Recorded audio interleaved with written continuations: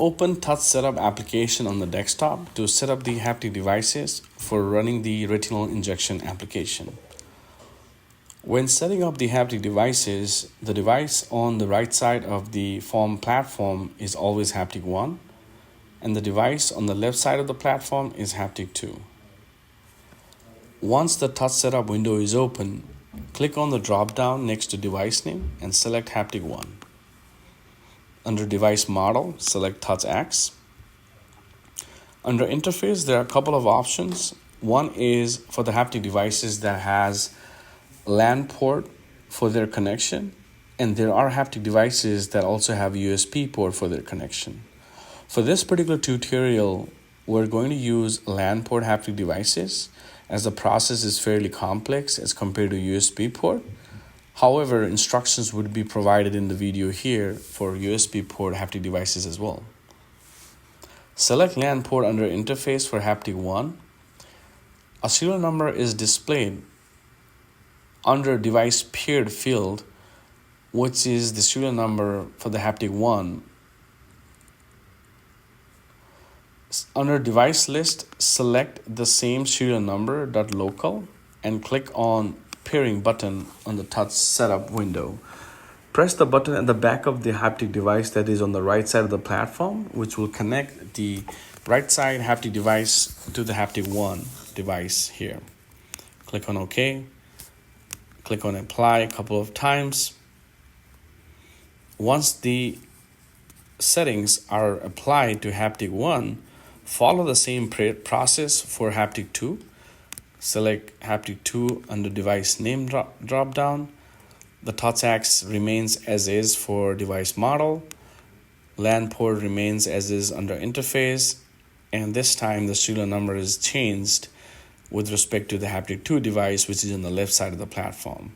Select the same serial number under Device List and click on Pairing button on the Touch Setup window.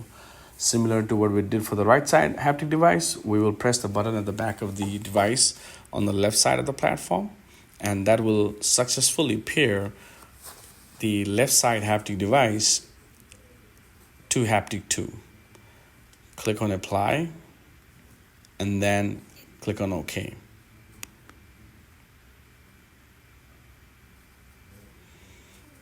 The instructions for setting up the haptic devices are completed. The next steps in the process is calibrating the haptic devices using Touch Diagnostic software. Open Touch Diagnostic software application in the desktop. Once the Touch Diagnostic software is opened, under Device to Test, click on the drop-down and select Haptic 1.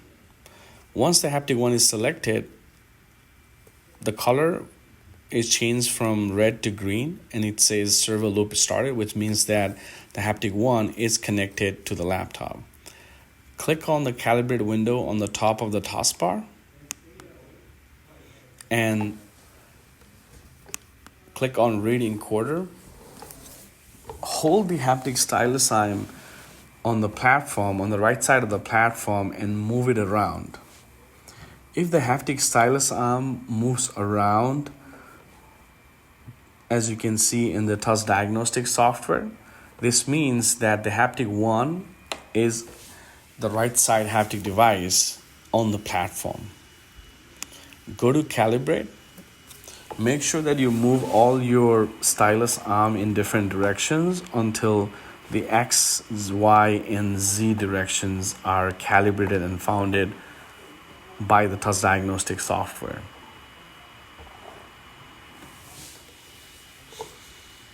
If your Z-axis is not being calibrated,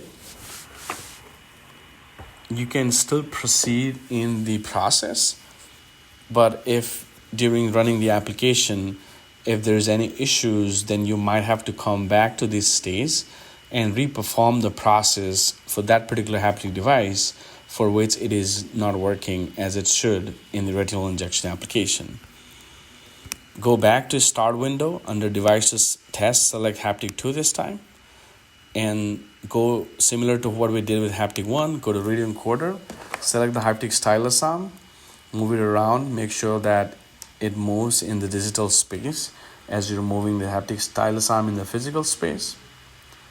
Go to calibrate window and make sure that all the X, Y, Z axes are found in. And this is how the haptic device is calibrated. Select haptic 1 similar to how we did it initially. Go to calibrate window and try to perform the same steps, same movements as you did before. Move the haptic stylus arm up and down, sideways, and in and out to calibrate all the X, Y, and Z axis. As you can see, even in this process, the axes are not calibrated, but that should not be an issue when running the retinal injection application.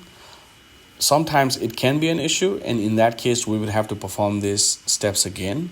But for the time being, for this particular tutorial, we will go ahead with these settings and run the retinal injection application.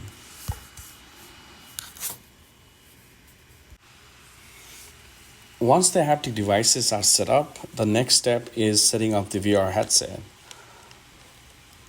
Make sure that your VR headset is connected to the laptop using the wire cables. And once you wear the VR headset, the Windows Mixed Reality software would automatically play in the laptop.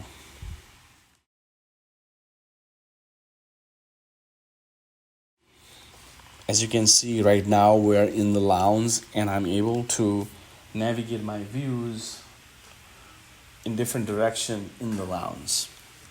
Use both of your hand controllers. Press on the Windows icon in the hand controllers to turn them on. You should feel a little vibration on your hand indicating that they are turned on, and you can also see the hand controllers in the digital space. Use the thumbstick on your hand controller, rotate around your views, push the thumbstick, hold it in a direction until you can see the projection line, and release it to navigate to different areas around the lounge. This should help you set up the VR headset as well as the hand controller, and this is when you are ready to launch the retinal injection application. Press Windows Y to bring back the controller to the touchpad on the laptop. Go to the desktop and launch the retinal injection application for the next steps.